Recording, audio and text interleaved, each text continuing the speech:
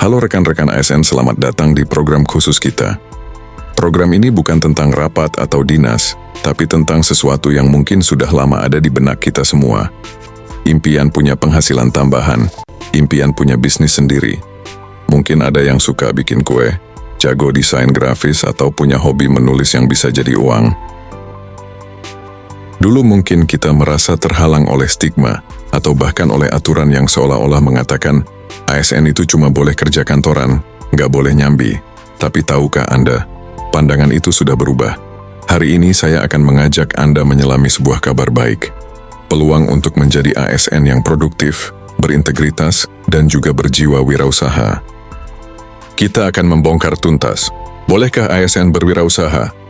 Dan bagaimana cara amannya, terutama di era digital ini?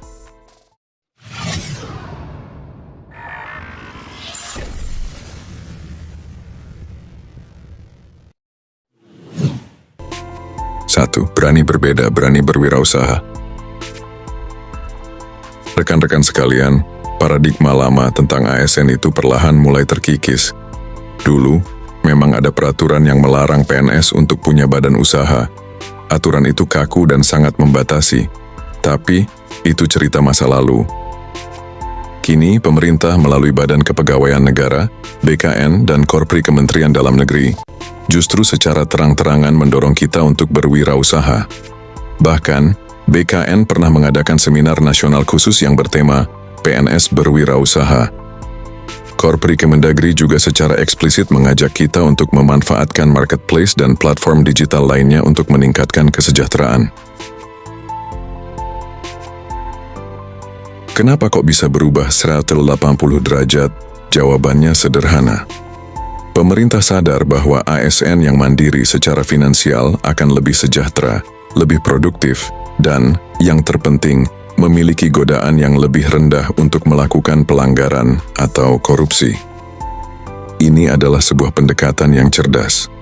Daripada melarang, lebih baik memfasilitasi dan mengarahkan. Jadi mari kita luruskan dulu. Jawabannya adalah boleh, kita boleh punya usaha. Tapi tentu saja ada rambu-rambu yang harus kita pahami. 2. Jaga integritas, jaga etika. Ini poin yang paling krusial. Boleh punya usaha, tapi tidak boleh asal-asalan. Intinya cuma satu. Jangan sampai ada benturan kepentingan. Apa sih yang dimaksud benturan kepentingan? Gampangnya, jangan sampai pekerjaan utama kita sebagai abdi negara dikalahkan oleh bisnis sampingan. Jangan sampai wewenang, fasilitas, atau informasi yang kita dapatkan dari kantor dipakai untuk memuluskan bisnis kita.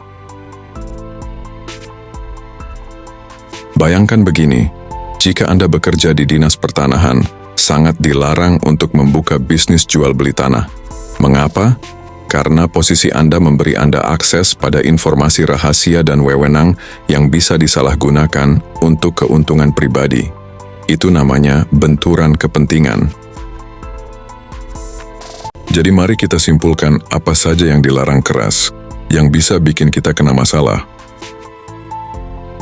Pertama, menggunakan fasilitas kantor seperti mobil dinas, laptop, atau bahkan printer untuk keperluan bisnis pribadi. Kedua, menggunakan informasi rahasia pemerintah untuk bisnis. Ketiga, menjadi direktur, komisaris, atau pengurus aktif di perusahaan swasta berbadan hukum seperti PT atau CV.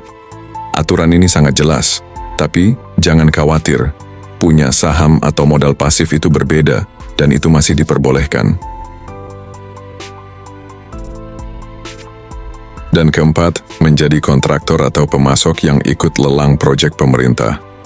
Ini juga dilarang karena jelas-jelas menimbulkan konflik kepentingan.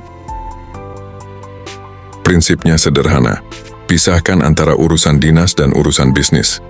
Jika Anda bisa memegang teguh prinsip ini, jalan Anda akan lebih aman. 3. Peluang emas di dunia digital. Sekarang mari kita bicara soal peluang paling menjanjikan, berjualan produk digital. Kenapa bisnis digital sangat cocok untuk ASN? Ada beberapa alasan kuat. Korpri Kemendagri sendiri sudah memberikan lampu hijau dan bahkan memberikan pelatihan untuk ini. BKN juga mendukung ASN untuk berwirausaha melalui usaha daring seperti e-commerce dan bisnis franchise. Salah satu alasan terpenting adalah fleksibilitas waktu. Anda bisa membuat konten, mengelola media sosial, atau melayani pelanggan di luar jam kerja. Bisnis ini tidak menuntut Anda harus selalu berada di depan layar selama jam kantor. Ada cerita nyata yang sangat inspiratif. Seorang ASN yang diceritakan oleh Sekretaris Korpri Kemendagri, sukses besar sebagai affiliate marketer. Dia bahkan bisa dapat penghasilan hingga 4 kali lipat dari gaji pokoknya, bahkan saat sedang liburan atau perjalanan dinas.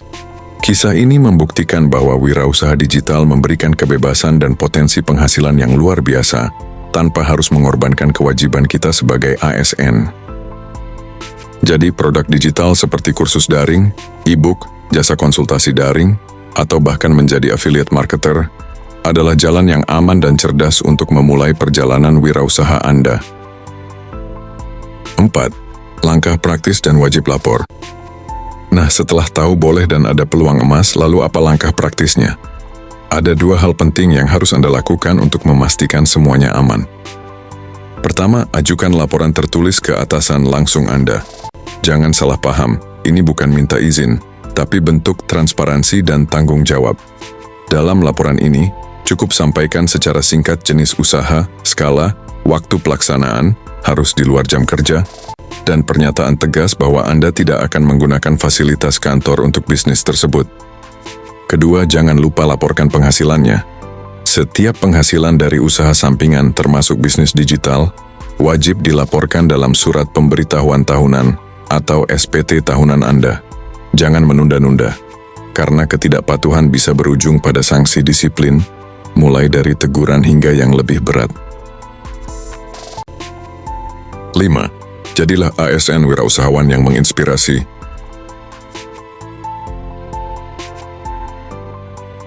Rekan-rekan sekalian, di tengah tuntutan pekerjaan yang tinggi, memiliki usaha sampingan bisa menjadi katup pelepas stres, sarana menyalurkan hobi, dan tentu saja sumber pendapatan yang sangat membantu. Kesimpulannya, Anda boleh memiliki usaha, asalkan tetap profesional, tidak mengganggu tugas utama, dan tidak ada benturan kepentingan.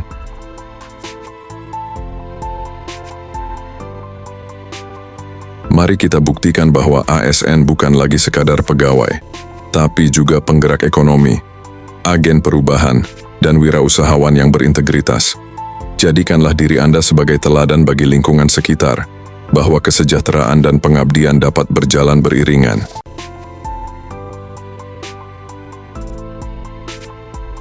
Jika Anda sudah punya ide, jangan ragu untuk memulai. Pahami aturannya, jalankan dengan bijak, dan jadilah ASN wirausahawan yang menginspirasi.